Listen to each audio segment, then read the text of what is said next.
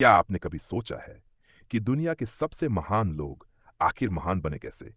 Mozart, Federer, Picasso, David Beckham, क्या ये लोग जन्म से ही असाधारण थे? क्या इनके पास कोई ऐसी प्रतिभा थी जो आम लोगों के पास नहीं होती? अगर आपका जवाब हाँ है, तो शायद आप भी वही मानते हैं जो दुनिया के करोड़ों लोग मानते हैं। हम जब किसी सफल व्यक्ति को देखते हैं, तो हमें उसकी ट्रॉफियां दिखाई देती हैं, उसकी सफलता दिखाई देती है, उसकी प्रसिद्धि दिखाई देती है। लेकिन हमें वह नहीं दिखाई दे देता जो उस सफलता के पीछे छिपा होता है। हजारों घंटे का अभ्यास, बार बार की असफलता, अनगिनत गलतियां और वर्षों तक किया गया संघर्ष। यही वजह है कि अधिकांश लोग सफलता को समझ ही नहीं पाते। वे सोचते हैं कि सफल लोग अलग पैदा होते हैं, जबकि सच्चाई यह है कि वे अलग बनते हैं।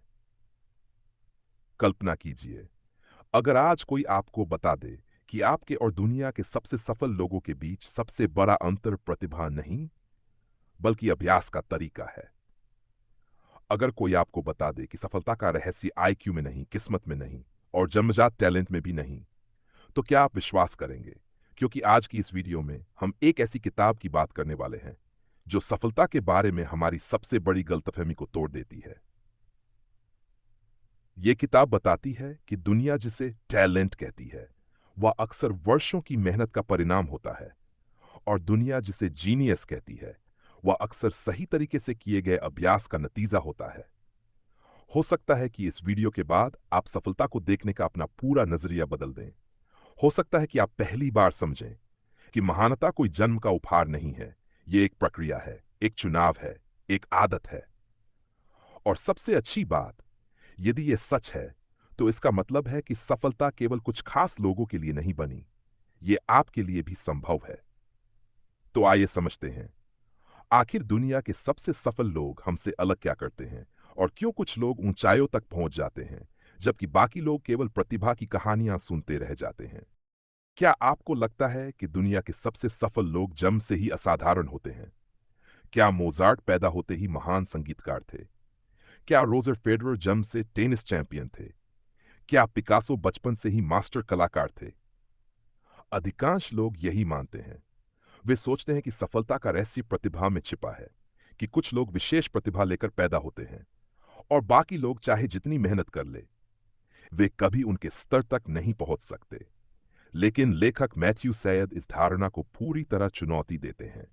अपनी पुस्तक बाउंस में वे बताते हैं कि सफलता का वास्तविक रहस्य प्रतिभा नहीं, बल्कि अभ्यास है।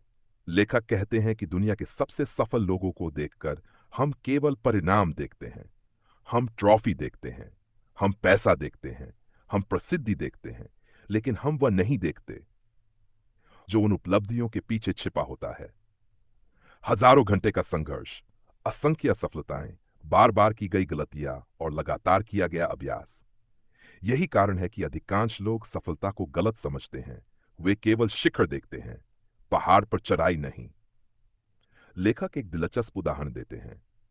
कल्पना कीजिए कि आप किसी विश्व स्तरीय पियानो वाद्य को सुन रहे हैं। उसका प्रदर्शन इतना शानदार है कि आपको लगता है यह तो जन्मजात प्रतिभा है। लेकिन सच्चाई कुछ और होती है। शोध बताते हैं कि महान कलाकार और सामान्य कलाकारों के बीच सबसे बड़ा अंतर प्रतिभा नहीं, बल्कि अभ्यास की मात्रा और गुणवत्ता होती है। यहीं से पुस्तक का सबसे महत्वपूर्ण सिद्धांत शुरू होता है। डिलिबरेट प्रैक्टिस, यानी उद्देश्यपूर्ण अभ्यास। सिर्फ घंटों तक कोई काम करना पर्याप्त नहीं है।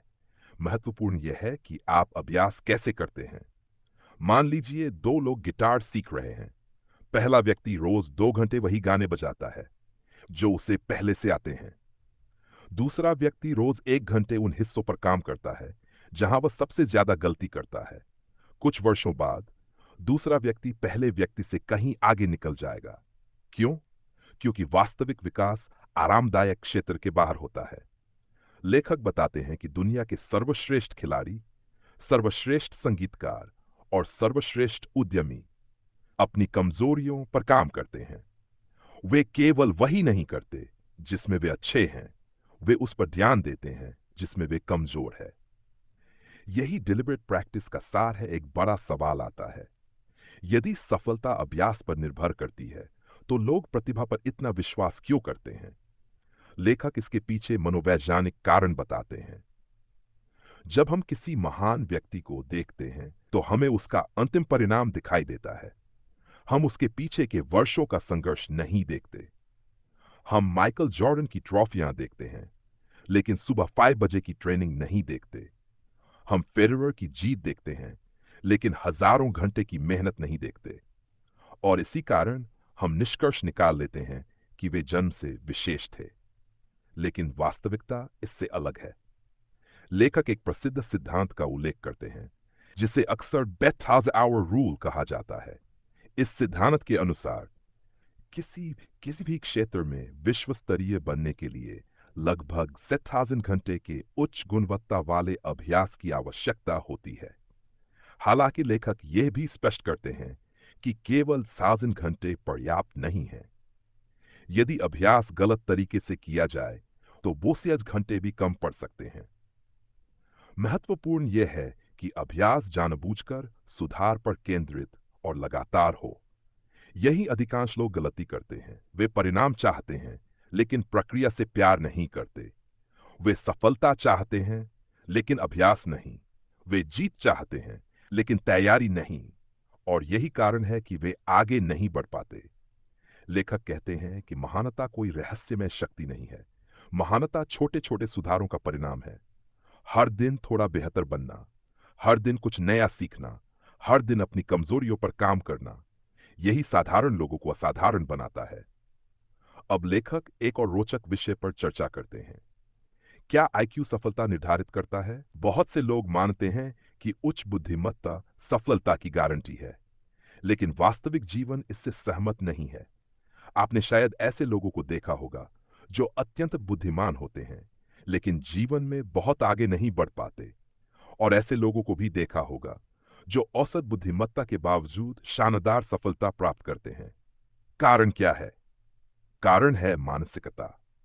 यदि कोई व्यक्ति यह मानता है कि उसकी क्षमताएं स्थायी हैं, तो वह चुनौतियों से बचता है। लेकिन यदि वह मानता है कि उसकी क्षमताएं विकसित की जा सकती हैं, तो वह लगातार सीखता रहता है। लेखक बताते हैं कि सफल लोग दूसरी मानसिकता अपनाते हैं। वे असफलता को अपनी पहचान नहीं मानते, वे असफलता को फीडबैक मानते हैं। जब वे हारते हैं तो वे स्वयं को असफल नहीं कहते। वे केवल यह कहते हैं, मुझे अभी और सीखना है। यही सोच उन्हें लगातार आगे बढ़ाती है। कल्पना कीजिए कि दो छात्र गणित की परीक्षा में असफल हो जाते हैं। पहला छात्र कहता है, मैं गणित में कमजोर हूं। दूसरा छात्र कहता है, मुझे अधिक अभ्यास की आवश्यकता है।